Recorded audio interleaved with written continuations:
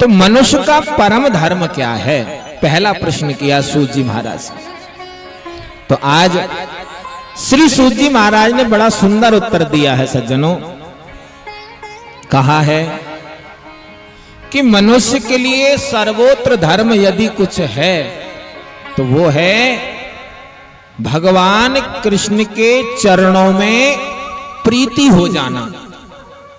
येन केन प्रकारेण, जैसे भी हो, किसी भी तरह से हो, भगवान के चरणों में प्रीति हो जाना, यही मनुष्य का धर्म है। लेकिन कन्हैया के चरणों में जो प्रेम हो वो कैसा होना चाहिए? निष्काम, जिसके अंदर कोई कामना ना हो, ऐसी भक्ति हमारे जीवन में आनी चाहिए। दूसरा प्रश्न किया महाराज,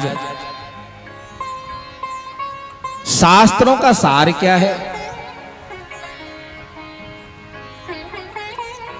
हमने सुना है कि भगवान अवतार क्यों धारण करते हैं और भगवान के कितने अवतार हुए।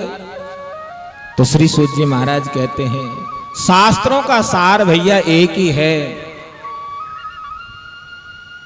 भगवान की भक्ति। अच्छा आप विचार करके बताइए, जैसे एक वृक्ष है, वृक्ष को लगाते हैं तो उस वृक्ष में रोज जल दिया जाता है जिससे वो बड़ा होगा। अब जड़ में जल डालने से वृक्ष ज्यादा बड़ा होगा या टहनी पर डालने से होगा? वृक्ष में, पेड़ में पानी जड़ में डालोगे तो जल्दी पहुंचेगा या टहनियों पर डालोगे तब पहुंचेगा? तो सूत जी महाराज ने पूछा तो सौनक ऋषि कहने लगे, प्रभु जड़ में डालेंगे तभी तो वृक्ष बड़ा होगा। तो सूत जी महाराज कहते हैं कि ऋषियों, यही शास्त्रों का सार है।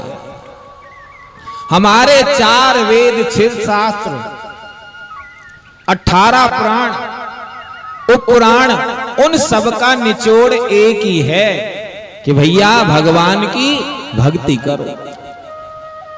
एक वृक्ष पर अनेक प्रकार की डालियां होती हैं। अब एक ही वृक्ष पर 2 सज्जन चढ़ जाएं, एक डाली पर तो पका हुआ फल लगा हुआ है और एक डाली पर कच्चा हुआ लगा। तो जो पके फल पर चढ़ा हुआ है उस डाली पर, और जो कच्चे पर है उसको वो पका फल दिखेगा, तो उसको प्राप्त करने के लिए उसको क्या करना पड़ेगा? वहां से तोड़ सकता है उसको पहले उस डाली से उतरकर नीचे आना पड़ेगा, फिर उस डाली पर चढ़ना पड़ेगा, तब जाकर के उसे वो फल प्राप्त होगा। ठीक इसी प्रकार से हम मंदिर में जाते हैं तो मंदिर में कई प्रकार के देवता विराजमान होते हैं, तो उस समय हमारे मन में संशय आ जाती है, आते कि नहीं आते, कि पहले किसको पूजें। यदि हमने पहले शंकर जी को जल चढ़ा दिया तो शंकर भगवान के बगल में माता पार्वती बैठी है, कहीं वो नाराज ना हो जाए। मंदिर में भगवान राम बैठे हुए, कहीं वो नाराज ना हो जाए। मंदिर में भगवान श्री कृष्ण बैठे हैं, कहीं वो ये ना सोचने लग जाएं कि पहले तो इसने राम की सेवा करी है, हमारी तो करी नहीं है। तो महाराज किसकी सेवा करनी चाहिए, किसको माने और किसको ना छोड़े? तो भगवान श्री सूत जी महाराज कहते हैं, ऋषियों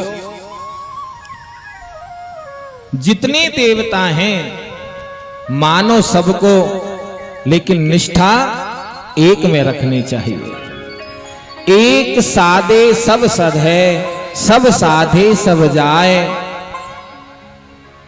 इसलिए निष्ठा सभी देवताओं में रखनी चाहिए। लेकिन सज्जनों, माना सबको जाना चाहिए।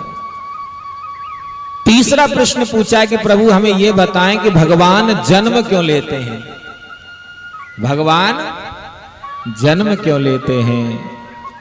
श्री सूत जी महाराज कहते हैं, ऋषियों, भगवान कभी जन्म नहीं लेते, भगवान तो अवतार धारण करके आते हैं, अपनी इच्छा से आते हैं और अपनी इच्छा से चले जाते हैं। जन्म किसका होता है? जन्म हमारा होता है। हम किसकी मर्जी से आए? भगवान की मर्जी से आए कि अपनी मर्जी से? और किसकी मर्जी से जाएंगे? भगवान की मर्जी से। लेकिन भगवान अपनी मर्जी से आते हैं और अपनी मर्जी से चले जाते हैं। भगवान अजन्मा है, उसका कभी जन्म नहीं होता।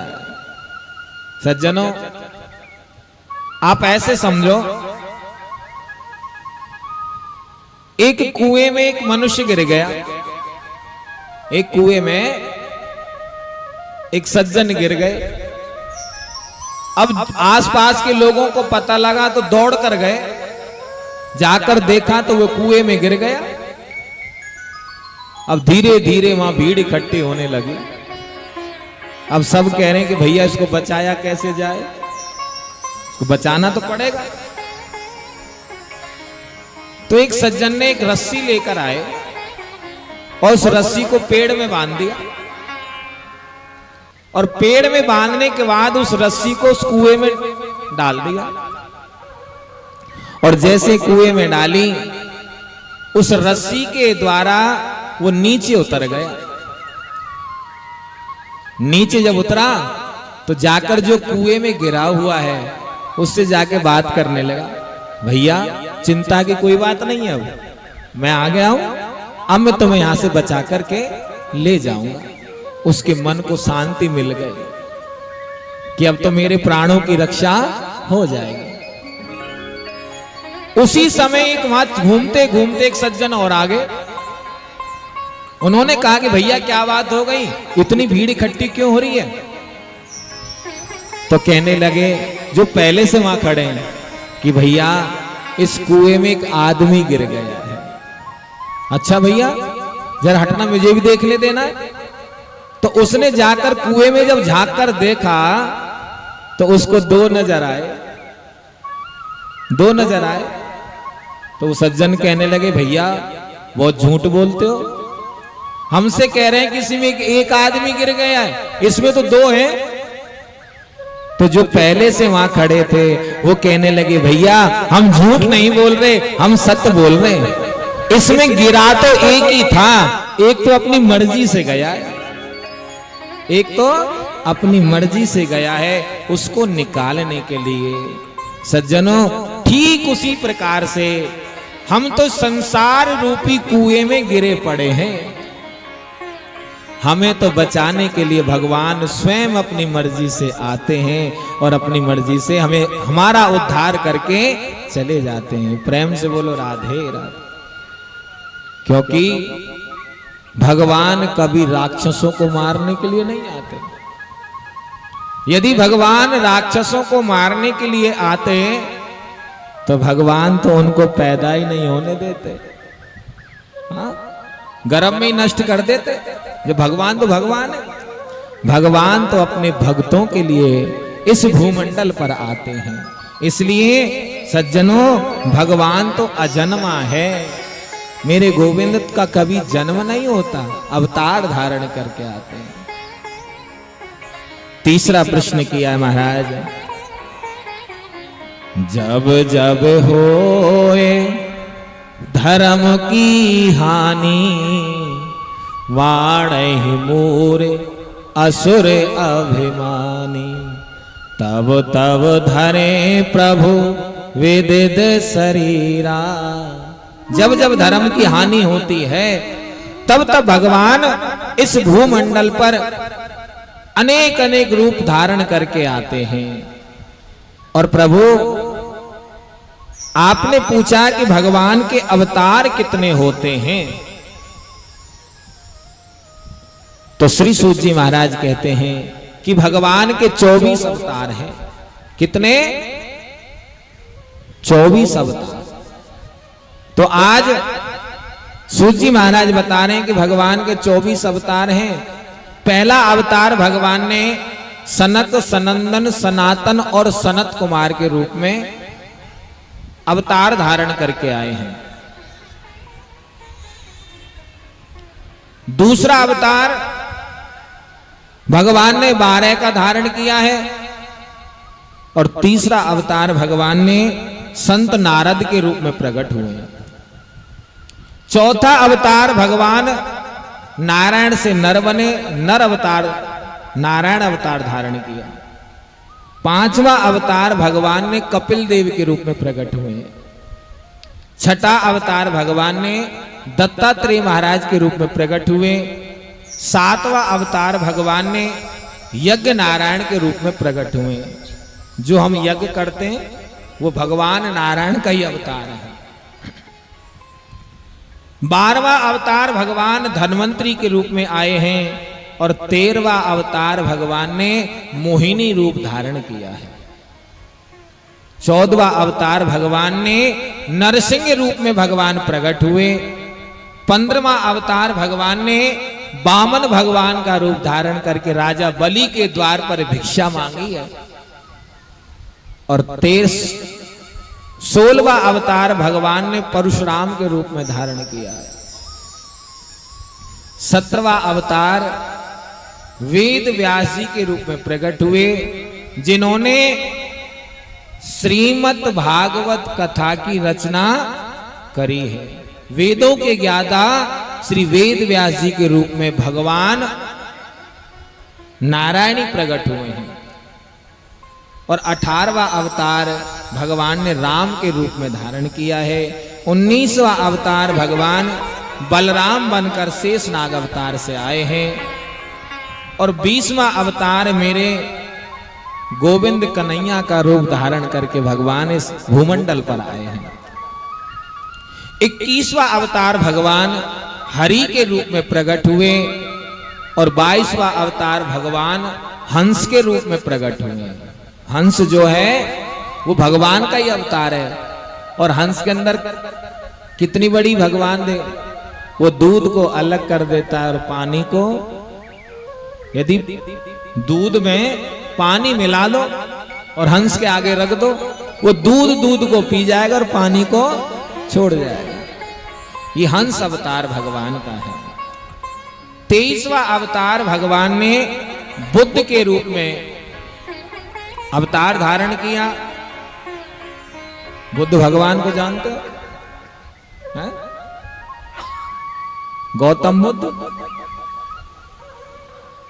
और 23वां अवतार भगवान, 24वां जो अवतार है भगवान का, वो कली काल के अंत में होगा। कल का अवतार के नाम से भगवान प्रकट होंगे। सांबल नाम का गांव होगा। विष्णुदास ब्राह्मण के घर भगवान अब की बार अवतार धारण करके आएंगे। और वो सांबल कौन सा है जो अभी थोड़ी दिन पहले चला था ना, मस्जिद निकली है, मंदिर निकला है, वही संबल है। यहां पर भगवान अवतार धारण करके कल का अवतार के रूप में प्रकट होंगे। भगवान के जितने अवतार हैं उतने ही परिपूर्ण अवतार हैं सज्जनों। श्री राम और कृष्ण अवतार दोनों में अंतर है। पूजनीय सब हैं, लेकिन श्रेष्ठ दो ही अवतार हैं भगवान के। राम कृष्ण दो एक हैं, अंतर नहीं निमेष। इनके नैन गंभीर हैं, उनके चपल विशेष।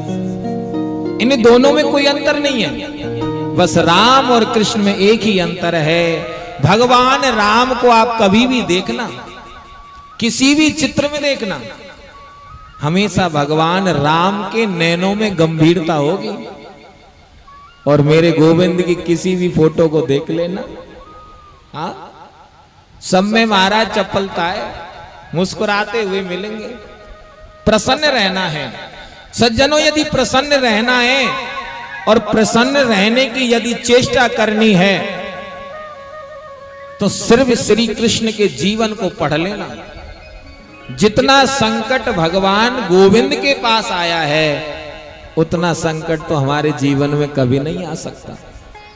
लेकिन कभी भगवान को आपने रोते देखा? कभी सर पकड़ कर देखा? कृष्ण को देखा है? वो हमेशा मुस्कुराते रहते हैं। अच्छा एक बात बताओ, आप कहोगे महाराज भगवान कृष्ण के पास ऐसा क्या संकट आ गया जो इतने दुखी न हुए? अच्छा भगवान का जन्म कहां हुआ? जेल में। अब जेल में जन्म किसका होता है? जिसके माता पिता जेल में है वहां जन्म हुआ।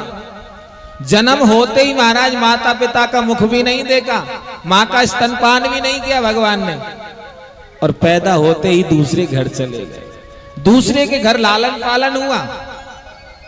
मामा रोज किसी ना किसी को भेज देते। महाराज जिस मैया ने लालन पालन किया उस मैया से भगवान बिछड़ गए। आकर के अपने माता पिता से मिले, लेकिन वहां से ही भागना पड़ा और समुद्र में दुबक कर रहते, छुप कर रहते समुद्र में। इतना संकट भगवान के जीवन में आया, लेकिन भगवान कभी रोए?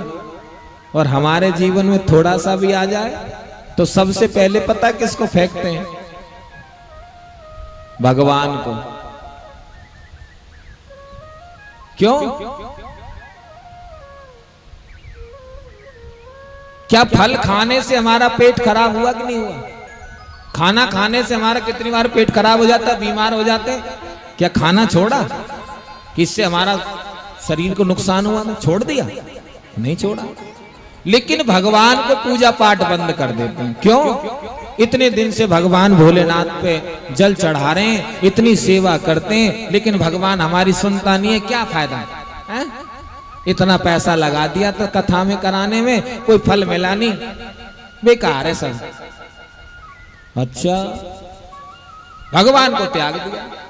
और भगवान की याद कब आती है? जब सर पे मुसीबत आती है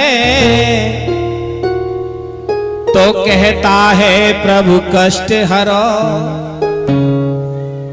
जब सुख से जीवन कटता है तो कुएं में भगवान पड़ो। जब जीवन में संकट आया तो महाराज भगवान की याद आ जाती है। और उस समय क्या करते हैं? शनिदेव की पूजा अलग, भोले बाबा पर जल अलग से चढ़ाएंगे, और गोवर्धन की परिक्रमा अलग, गिरिराज जी की अलग, सारे देवता याद आते हैं। और जब जीवन में सुख आता है फिर कुएं में भगवान पड़ो। हाँ, समय ही नहीं है। तो भगवान सूत जी ने कहा कि हे ऋषियों, प्रभु भगवान जब अपनी लीला का संवर्धन करके जाते हैं तो भगवान धर्म किसकी शरण में जाता है? तो आचार्य श्री सूत जी महाराज कहते हैं कि भगवान अपनी लीला का संवर्धन करने के बाद धर्म भक्तों की शरण में चला जाता है। जो भगवान के भक्त होते हैं उनकी शरण में धर्म चला जाता है। और धर्म किसके आगे जुड़ा हुआ है? धर्म किसके आगे पता है? धर्म आपके आगे जुड़ा हुआ है। आप बहुत भाग्यवान हो। अच्छा देखो कैसे जुड़ा हुआ, मैं समझाता हूं आपको। धर्म का पिता बना सकते हैं, ये मेरा धर्म का पिता है बोल देते हैं ना। ये मेरा धर्म का भाई है। किसी के भाई ना हो तो धर्म का भाई बनाते कि नहीं बनाते?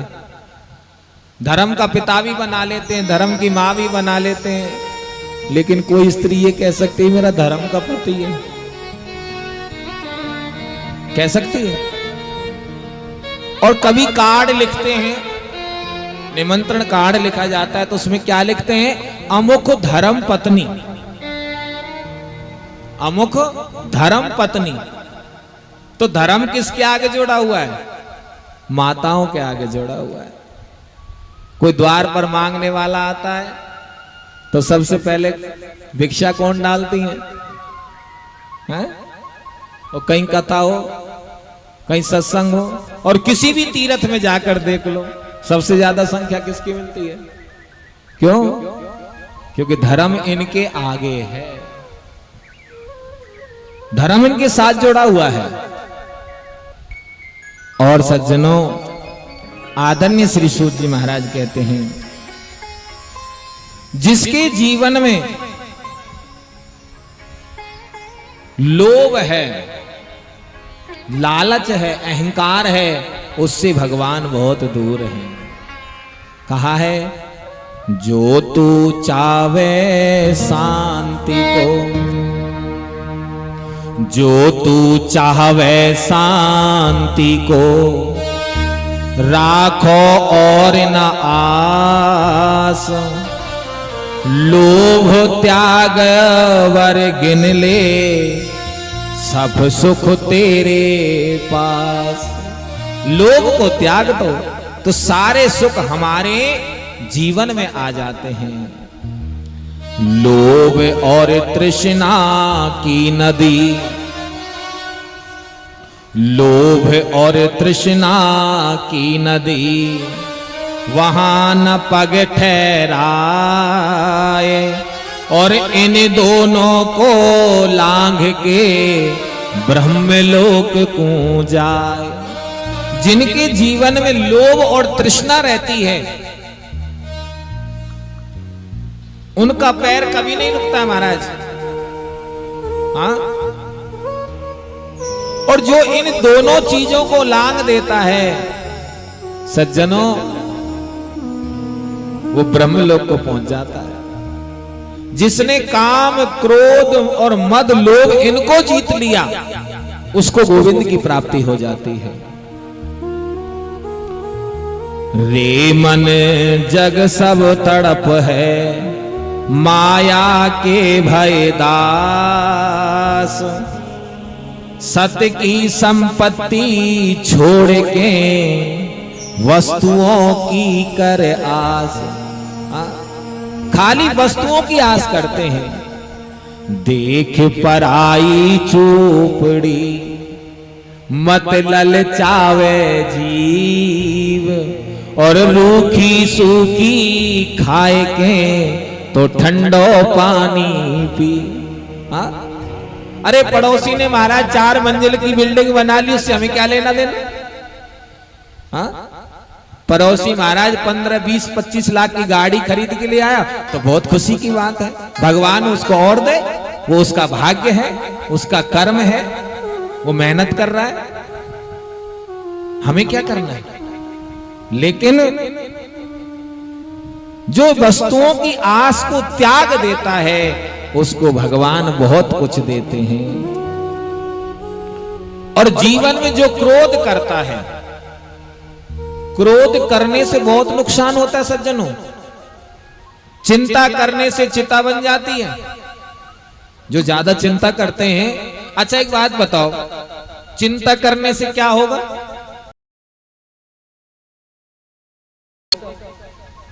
आप रात दिन जलते रहो, क्रोध करते रहो, गुस्सा करते रहो, और किसी का क्या बिगड़ेगा?